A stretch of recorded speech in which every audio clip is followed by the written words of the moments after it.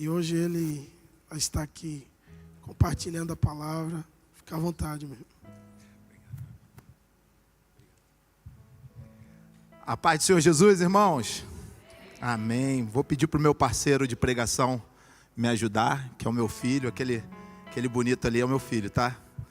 Ele é meu parceiro de pregação.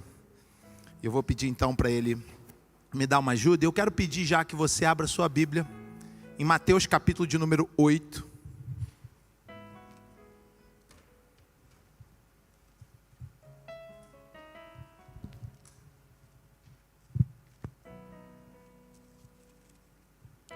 Mateus capítulo de número 8. Nós vamos ler do versículo 1 ao 3. Mateus 8, do versículo 1 ao 3. Que Deus abençoe tua vida. Deus abençoe tua família, tua história, tua caminhada. Que essas orações que foram feitas aqui, eu tenho certeza que nenhuma delas vão ser vazias na sua vida. Que Deus escute, a sua oração e volte o rosto dele para você e te abençoe. Às vezes, não necessariamente como nós achamos que temos que ser abençoados. Foi o que o pastor Jessé falou aqui. Às vezes pedimos para ser do nosso jeito, E o pastor Pedro, no domingo, ele falou uma coisa muito forte. A maior maldição que alguém pode ter é que sejam feitas suas vontades. É a maior desgraça na vida de um ser humano. Porque a vontade de Deus é sempre melhor. Nós, às vezes, não entendemos, mas ela é sempre melhor. E quando se fala da vontade de Deus, eu também me coloco debaixo da vontade de Deus pedindo: Senhor, eu quero pregar não aquilo que eu acho, não aquilo que eu acho bonito. Essa palavra é tão boa. Já aconteceu isso comigo. Eu acredito que todo mundo que prega a palavra, eu acho que já deve ter acontecido isso uma vez. De achar que uma palavra é boa e infalível ali. Você montou um esboço e aquele seu trabalho pessoal de montar um esboço, uma palavra, aquilo ali nunca vai falhar. Aí você prega a primeira vez e é uma benção. Aquilo ali vai de um jeito lindo, Aí você acha, se funcionou nessa igreja, vai funcionar em todas. Aí você pega aquele mesmo esboço, aquela mesma palavra e vai pregar em outro lugar. E de repente tu fala: Senhor, o que aconteceu aqui? Parece que não deu em nada. Na verdade, eu acredito que a palavra não volta vazia, então alguma semente foi lançada, mas é porque eu quis pregar o que eu quis. Então eu desisti disso. Quando eu vi que estava dando errado, eu desisti disso. Eu falei: Senhor, o que o Senhor quer falar para os teus filhos? O que o Senhor quer mencionar no coração deles, tratar no coração deles?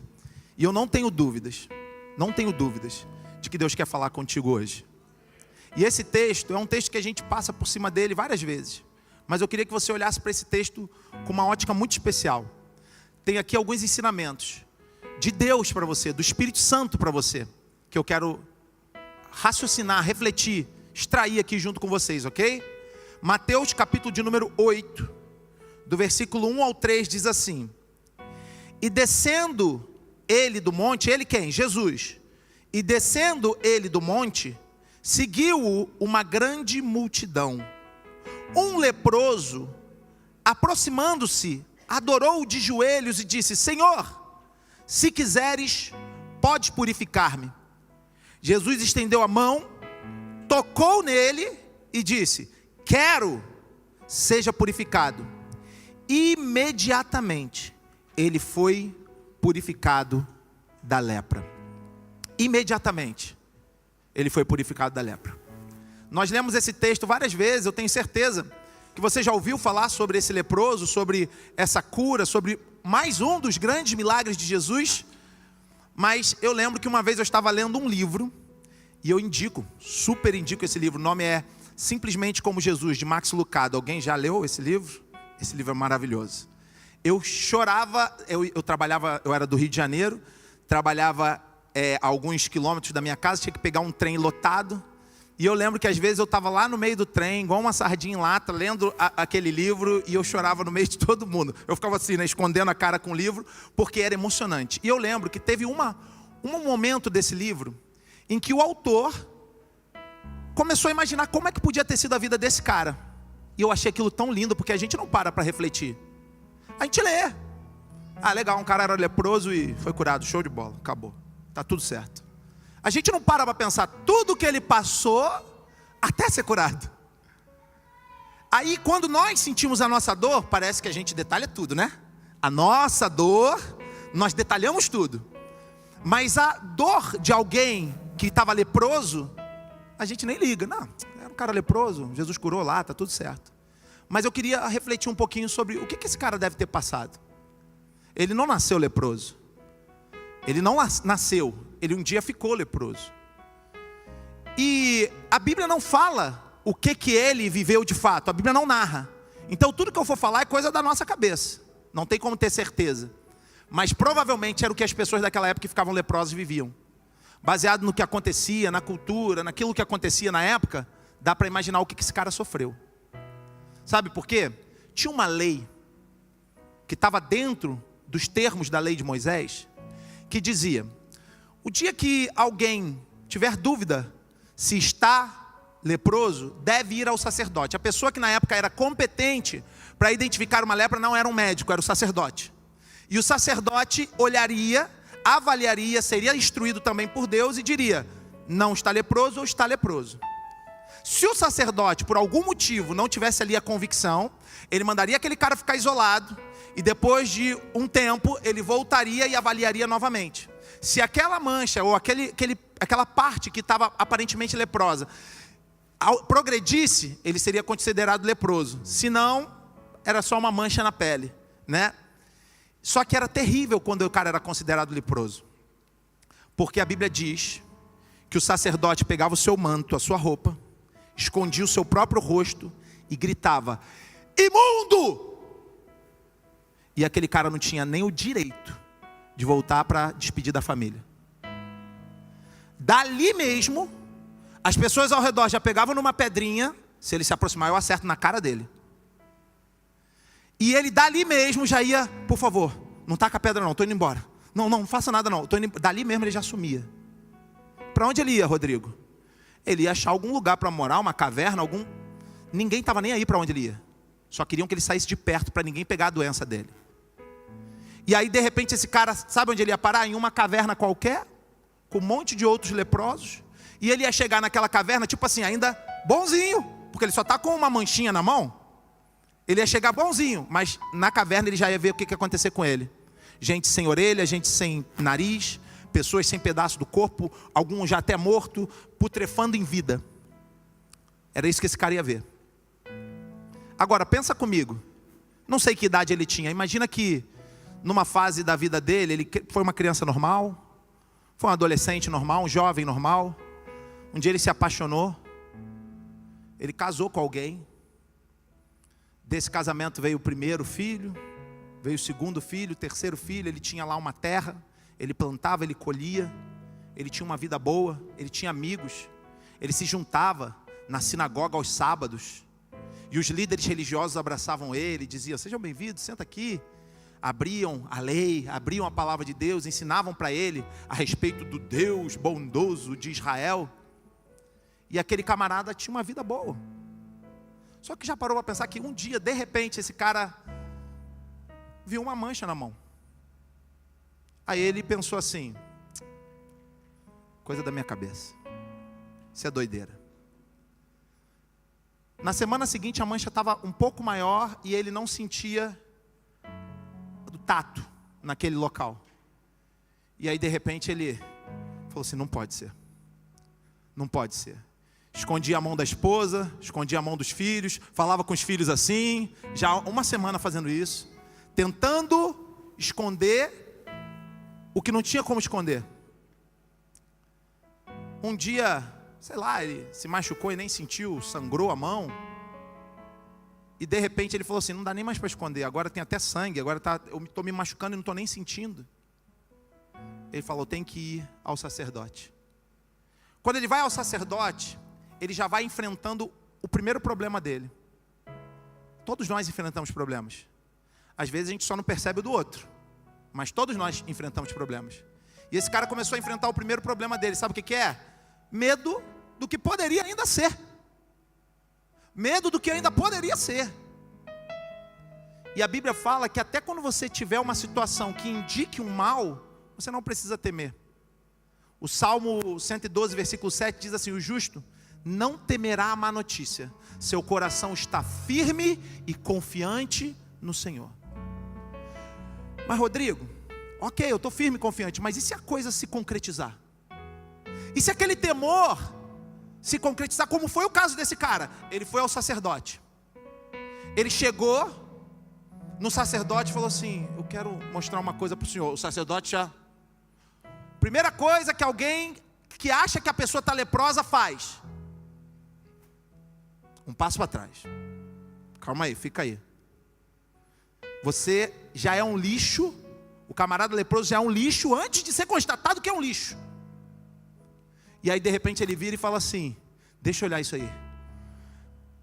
Para desespero do cara, para desespero desse homem de Mateus 8, o sacerdote já procurou o seu pano, a sua roupa, o seu paletó, e fez assim, ó: imundo. Acabou a vida desse cara. Pensa numa pessoa que você ama, mas pensa numa pessoa que você ama de tanto que chega a doer. Pensa. Só aqui comigo eu já penso em alguns que eu amo, que chega a me doer o peito. Pensa agora de alguém dizer assim, ó: daqui de agora para frente tu nunca mais vai ver essa pessoa. Não porque ela esteja morta, não porque ela partiu, até porque quando uma pessoa parte não é um adeus, é um até logo, mas porque você não vai mais encontrar com ela. Você é o imundo, você é um sujo, você não merece mais encontrar com ela, você some, você vai embora. Foi isso que aconteceu com esse cara. Não pôde sequer dar um tchau. Agora a dor não era mais uma expectativa do mal, agora se concretizou. Rodrigo, e agora? Tudo bem, o justo não temerá a má notícia, seu coração está firme e confiante no Senhor, mas agora a coisa deu ruim, desandou. Agora virou algo real. Aí eu me lembro quando a palavra de Deus em João capítulo de número 9 mostra os discípulos fazendo uma das perguntas mais bizarras e eu posso até dizer assim, idiotas de toda a Bíblia. Eles perguntaram para Jesus, olharam no cego: Jesus, qual é desse cara aqui? Quem pecou? Ele ou os pais dele? Calma aí, irmão, pensa comigo. Você acreditar que o pai possa ter pecado para o filho nascer cego, ainda faz algum sentido na crendice mundana. Ainda faz algum sentido. Mas como é que o moleque ia pecar antes de nascer para nascer cego? Alguém já parou para pensar nisso? Senhor, quem pecou? Ele ou os pais dele para que ele nascesse cego? Como que ele ia pecar para nascer cego?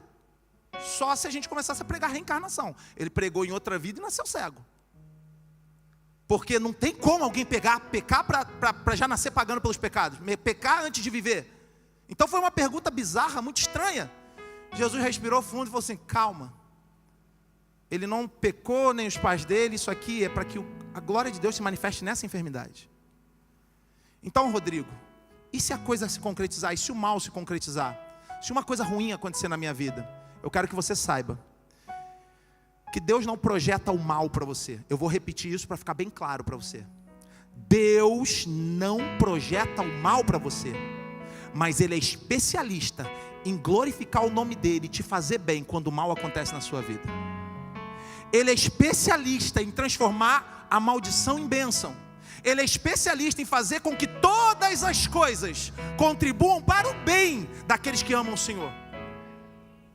Então, se alguma coisa ruim acontecer, ainda assim, eu quero que você tenha confiança de que isso vai se converter em uma bênção na tua vida. Isso vai se converter. Rodrigo, mas e se a coisa ruim foi porque eu fiz uma coisa errada? É só não fazer mais. Porque aquele que confessa os seus pecados e deixa, alcançará misericórdia. Mas até aí, o mal fez bem para você, porque você reconheceu e veio para Jesus. Até nisso. A segunda luta desse cara é que agora o mal estava estabelecido na vida dele. Agora ele tinha um problema, de verdade. E a cada dia, ele não mais vivia, ele sobrevivia. Ele não andava, ele se rastejava. Ele queria mais era que acabasse aquilo de uma vez por todas. E esse camarada começou a ter um outro problema, que é a dor diária das suas debilidades. A dor diária de encarar os seus problemas. A dor diária de encarar as suas fraquezas, as suas enfermidades, sejam elas espirituais, emocionais ou físicas. Esse já era o terceiro problema desse cara. E quando nós temos debilidades, como é que nós lidamos com ela? Vocês lembram daquele camarada, filho de um amigo de Davi, chamado Jonatas? um cara que se chamava Mefibosete. Vocês lembram desse cara? Mefibosete era um herdeiro de reis, né?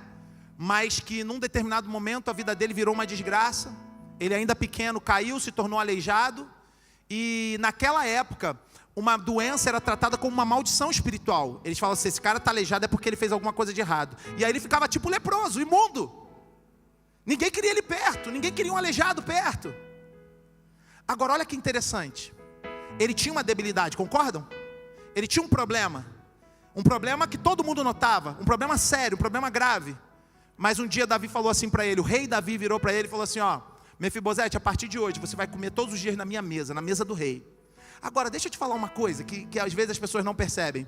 Nós comemos numa mesa assim, né?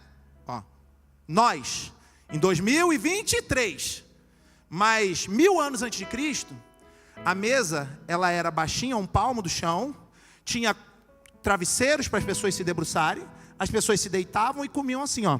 Não tinha talher não, comia assim.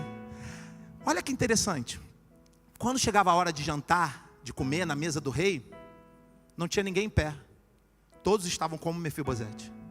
Significa dizer que na mesa do rei, as suas debilidades não são nada. Na mesa do rei, as suas dificuldades, as suas lutas, as suas guerras, as suas fraquezas, as suas fragilidades não são nada. Na mesa do rei, o próprio rei se coloca na mesma posição que você para cuidar de você, para te tratar, para te abençoar, para te ajudar, para te mostrar que você pode viver algo melhor do que você tem vivido até aqui. Se a sua guerra são as suas debilidades, vai para a mesa do rei. Na mesa do rei, seus problemas não são nada. Mas ele ainda tinha mais um problema.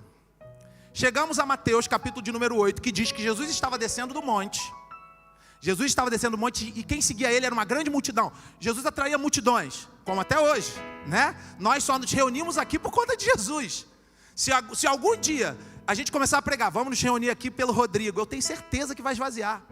Vai ter talvez uma meia dúzia de gato pingado doente, que vai ficar, porque sempre tem um doente que fica, sempre tem um, mas a maioria que quer alguma coisa de verdade vai embora, porque nós só nos reunimos aqui em nome de Jesus.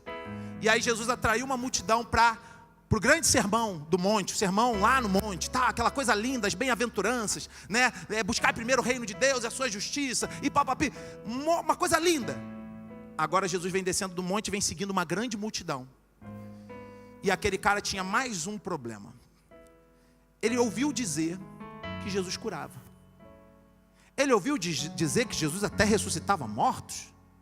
Ele ouviu dizer que os cegos enxergavam, o coxo andava, o surdo ouvia. Ele ouviu dizer que os leprosos ficavam purificados, demônios saíam. E ele se encheu de esperança. Ele falou assim, agora. Só que ele tinha um problema ainda dentro dele, uma ferida, uma marca. Ele tinha um trauma. Todas as pessoas até ali o rejeitavam. Será que Jesus também ia rejeitá-lo? Será que quando eu chegar perto de Jesus, Jesus vai fazer igual o sacerdote? Será que Jesus vai me expulsar? Então a partir de agora ele tinha temores internos. Esse era outro problema dele. Temores internos. Só que a Bíblia diz que enganoso é o coração do homem, mais do que qualquer outra coisa. Então quando você começar a ter temores internos, saiba que é o teu coração te enganando. Porque você pode todas as coisas naquele que te fortalece. Ele falou assim, tá bom, vou passar por cima dos meus temores internos e vou lá ver o que vai acontecer. Ele ainda tinha mais um problema, a multidão. Multidão não gostava de leproso. Multidão atirava pedra em leproso até ele nunca mais andar para chegar perto de multidão nenhuma. Vocês estão entendendo? E Jesus vinha cercado de uma multidão. Mas ele precisava tomar uma atitude, sabe por quê? Às vezes a gente fica botando desculpa. Tem um texto de Provérbios que eu acho lindo. Ele é lindo. E a gente precisa tentar. Ele diz assim, diz o preguiçoso, tem um leão lá fora, não vou sair não. E morre de fome dentro de casa. São pessoas que botam desculpa para tudo. Você está entendendo? Mas esse cara falou assim, não, vou encarar a multidão. Vou encarar esse problema, já estou morrendo. Morto amanhã ou morto agora, vai dar no mesmo. Eu não sei o que exatamente você precisa encarar. para poder viver uma mudança, uma transformação, uma restauração, um crescimento, algo fantástico na sua vida. Eu não sei que tipo de multidão, né? Qual é o problema que você precisa encarar, mas avalia se vale a pena continuar como está. Avalia isso. Eu já cheguei a essa conclusão várias vezes na minha vida. Quando tem uma coisa me incomodando, eu penso assim, cara, tem que fazer alguma coisa para mudar. Mas se eu fizer, pode acontecer isso ou aquilo. Tá, mas se eu não fizer, vai continuar como está. E para mim é pior do que qualquer outra coisa que possa acontecer. E aquele cara falou assim, não, eu vou encarar a multidão. E a Bíblia diz que quando ele chegou perto de Jesus e da multidão, lembra que eu falei que a primeira coisa que o sacerdote fazia era isso aqui, ó? Lembra que eu falei que as pessoas pegam em pedra? Quando ele chegou perto da multidão, todo mundo fez cara de nojo. Jesus foi o único que fez para ele um olhar de ternura, de amor. Todo mundo deu um passo atrás. Jesus foi o único que deu um passo à frente. Todo mundo procurou uma pedra. Jesus foi o único que falou, pode parar. Deixa ele, ninguém mexe com ele. Ele está comigo aqui agora. Naquele momento ele estava diante do Rei dos Reis, Senhor dos Senhores. Só que ele ainda fez uma coisa, que aqui o meu coração ferve quando eu leio esse pedaço. Ele disse assim, ele se prostrou e adorou. Aí eu te faço uma pergunta, calma, adorar? Todo mundo fala, Rodrigo, o que tem de mais em adorar? Deixa eu te fazer uma pergunta. Ele já estava curado? Significa dizer que ele adorou antes da bênção acontecer. Eu tive uma experiência muito forte na minha vida, na verdade não uma, mas duas experiências muito fortes na minha vida, que me apontaram justamente para isso. Será que nós só agradecemos pelo que Deus faz? Será que nós só adoramos depois que algo acontece? Será que Deus não é para nós um meio para atingir um fim? Será que Deus é o fim? Ou Deus é um meio para atingir uma outra coisa? Será que Deus é o meu capacho que vai fazer o que eu quero apenas? Será que eu estou com Deus só por interesse? Algumas situações na minha vida me fizeram pensar isso. E uma delas em especial eu queria compartilhar com vocês, eu queria testemunhar essa noite. Eu tive duas experiências maravilhosas com Deus que eu quero compartilhar. A primeira foi quando eu e minha esposa estávamos casados, decidimos ter o nosso primeiro filho. E quando nós decidimos ter o nosso primeiro filho, ela engravidou e alguns meses depois, quando a gestação estava começando a fluir, ela começou a ter algumas complicações. E num determinado momento, quando nós fomos fazer uma ultrassonografia, e era para ouvir o batimento cardíaco do bebê, né? A médica começou a passar ali aquele aparelho, né, na barriga dela e tudo mais, e começou e de repente falou assim, pai, mãe, deixa eu falar uma coisa para vocês, não comprem mais roupinhas. Se está preparando o quartinho do neném, calma, não continua não. Gente, já ficou claro, não ficou? Mas um pai e uma mãe de 20 e poucos anos de idade, pai de primeira viagem, não entende. A gente fica, hã? O quê? Parece que o médico quer tipo dizer assim, você é idiota, você é retardado, você não entendeu o que eu quis dizer? Mas o médico não faz isso. O médico tenta mais uma vez. Não compra mais nada não. E a gente, como assim? Por quê? Porque a gente não quer acreditar nisso. Ninguém quer acreditar num negócio desse. E aí ela falou mais uma vez, faz o seguinte, a gravidez não vingou. A gravidez não foi para frente, o coraçãozinho não está batendo. Aí, bum, caiu a ficha. Ela viu que nós, dois jovens, 20 e poucos anos, ficamos tão atordoados, que ela não teve coragem de deixar a gente ir embora assim.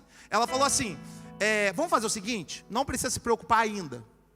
Vão para casa em paz, daqui a tantos dias vocês voltem, e nós vamos fazer uma nova ultrassonografia para ver se confirma isso. Na verdade, ela já sabia, ela só queria dar um tempo para a gente discernir. Ela só queria dar um tempo. E eu falei assim, tá bom, vamos embora. Eu acho que a Dione entendeu mais do que eu o que estava acontecendo. Porque eu falei, não, tá beleza, semana que vem vai ver, né? Daqui a tal dia vai ver, né? O que aconteceu, né? Vai estar tudo bem. No meio do caminho, a Dione virou para mim e falou assim, Rodrigo, eu sei que muitas mães perdem seus filhos. Eu sei que faz parte da vida. Tem muitas pessoas que têm essa experiência. Mas eu não queria perder esse. Eu sei que mãe nenhuma quer, mas eu não quero perder esse filho. E aí eu falei assim, então vamos orar, porque a última palavra não é do médico. A última palavra é de Deus. E nós começamos a orar. E nós pedimos a Deus um milagre. E o milagre está tocando teclado hoje. O aborto O aborto está tocando teclado. Não é um aborto. Disseram que era um aborto. Mas quando nós voltamos no dia determinado, a doutora olhou e falou assim: como? Quem? Está batendo o coração a todo vapor. Não teve problema nenhum, não teve nada. Simplesmente está aqui. Está aqui. Aí a gente pensa assim: amém, acabou o problema, né? Irmão, na nossa vida sempre tem alguma coisa, né? Parece até aquele filme que o herói parece que já vai vencer, alguma coisa acontece, né? Parece que é mais ou menos isso. E aí veio a gestação da Ana Carolina, minha filha. Quando nós estávamos na gestação da Ana Carolina, foi tudo ok, não teve problema, não teve sangramento, descolamento de placenta, não teve nada disso. Não teve coração que parou de bater, foi tudo ok. A Aninha nasceu. Quando a Aninha nasceu, ela não pôde vir para os nossos braços. Ela teve que ir para uma UTI neonatal. E aí a gente, o que houve? Pai, mãe, ela tem uma má formação no sistema cardiorrespiratório, ou seja, ela estava vivendo muito bem dentro do ventre, agora que ela precisa que o coração bombeie com toda a força e que o pulmão respire, use, né, o pulmão para respirar, ela não tem condições de sobreviver.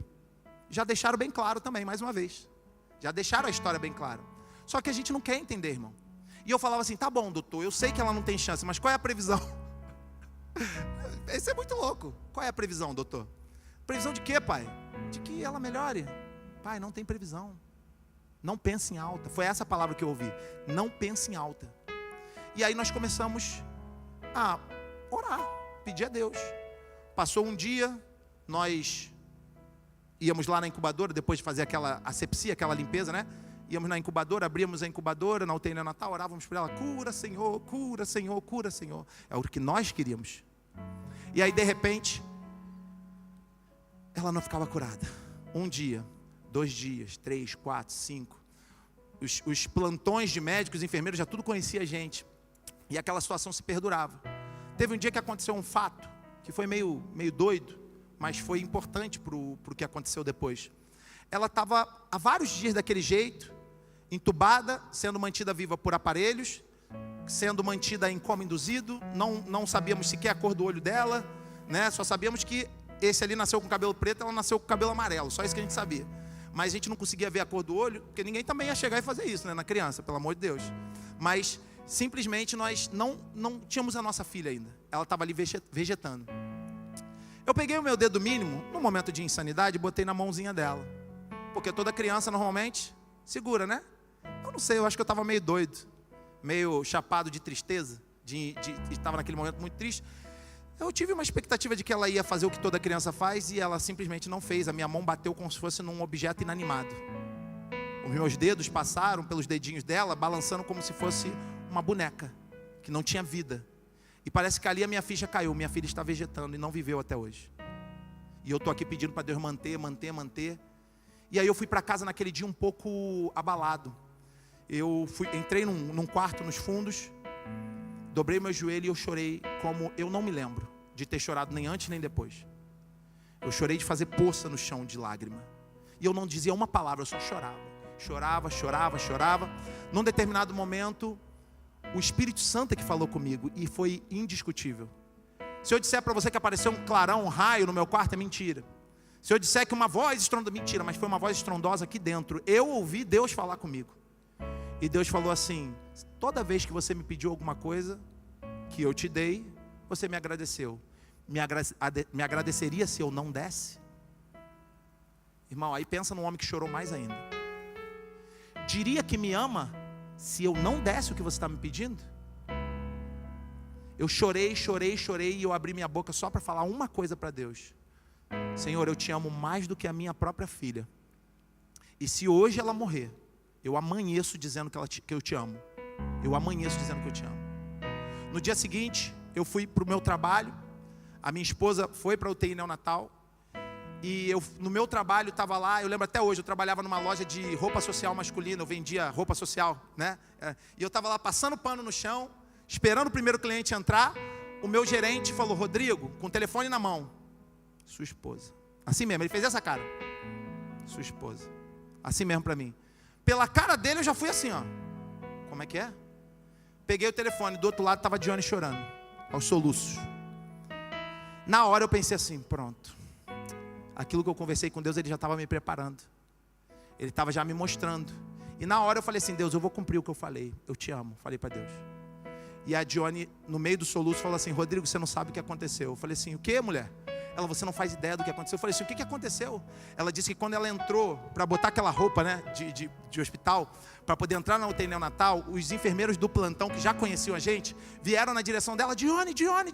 E a Dione falou assim, que isso? O que houve? Aí eles falaram assim, de madrugada, todos os aparelhos da sua filha apitaram. E nós fomos ver o que estava acontecendo.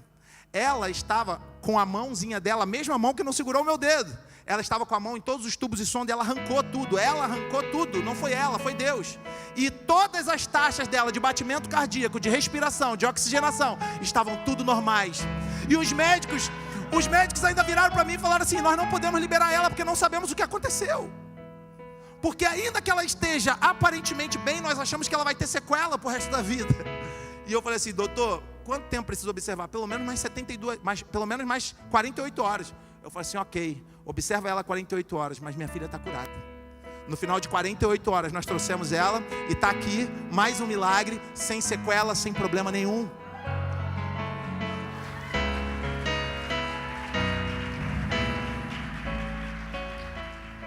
Mas a grandeza de tudo isso é que todo poder está na mão de Deus. E Ele deixou uma coisa bem clara, que isso é pesado de se ouvir, mas Jesus falou com a maior naturalidade. Parece pesado pela nossa cultura, mas Jesus falou com a maior naturalidade, sem rodeios. Ele falou assim, quem amar mais? Pai, mãe, irmãos, filhos, esposa, qualquer um, mais do que a mim não é digno de mim. Aquele camarada, ele não esperou ser curado para adorar. Ele já começou a adorar enquanto ainda estava leproso. E a palavra do Espírito Santo para você hoje é: comece a adorar independente do que está acontecendo, e não pare mais de adorar. A sua vida tem que ser naturalmente todos os dias um ato de adoração a Deus. E esse cara, depois que adorou, ele ainda falou uma frase lindíssima. Ele disse assim, Senhor, se quiser. Ele não falou se puder. Vocês já notaram isso nesse texto? Ele não falou assim, se o Senhor puder me cura. Não, ele falou se quiser. Porque teve uma outra passagem, Marcos capítulo de número 9, que um pai falou para Jesus, se puder. O filho estava endemoniado, os discípulos não conseguiram expulsar, e o pai virou para Jesus e falou assim, se o Senhor puder curar o meu filho, o Senhor cura? Jesus respondeu assim mesmo, se eu puder, tudo é possível que crê, meu filho. Esse cara não, ele falou assim, Senhor, se o Senhor quiser, o Senhor pode me curar. Aqui aconteceu algo que esse cara, eu tenho certeza que nunca imaginou que ia acontecer. Jesus poderia ter dito assim, tá bom, seja curado daí mesmo. A Bíblia diz que Jesus se aproximou dele e Jesus o tocou. Porque Deus, ele é capaz de fazer infinitamente mais do que tudo aquilo que você imagina. Jesus, ele surpreende nossas capacidades, nossas expectativas, e ele abraçou aquele cara e disse para ele, eu quero, seja curado. Fica de pé que eu quero falar só mais uma coisa para você. Fica de pé, em nome de Jesus.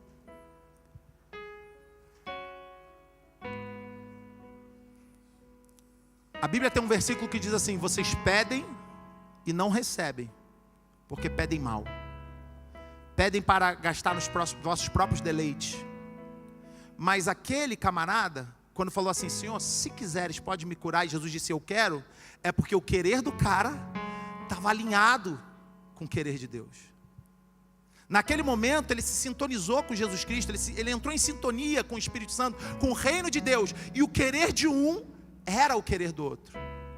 E o segredo, para você não dar murro em ponta de faca, e tudo na sua vida andar de uma forma como você nunca viu andar, é você entrar em sintonia com o reino de Deus, entrar em sintonia com o querer de Deus, entrar em sintonia com a vontade de Deus. Eu te garanto que o querer de Deus é muito melhor do que qualquer querer seu, porque os nossos pensamentos são pequenos, mas os pensamentos de Deus são muito mais elevados que os nossos pensamentos. O querer de Deus é muito mais elevado que o nosso querer, e Deus mesmo diz a seu respeito o seguinte, eu sei os pensamentos que tenho a respeito de vocês, pensamento para fazer o bem e não o mal, para dar a vocês um fim que vocês esperam, um fim de bênçãos.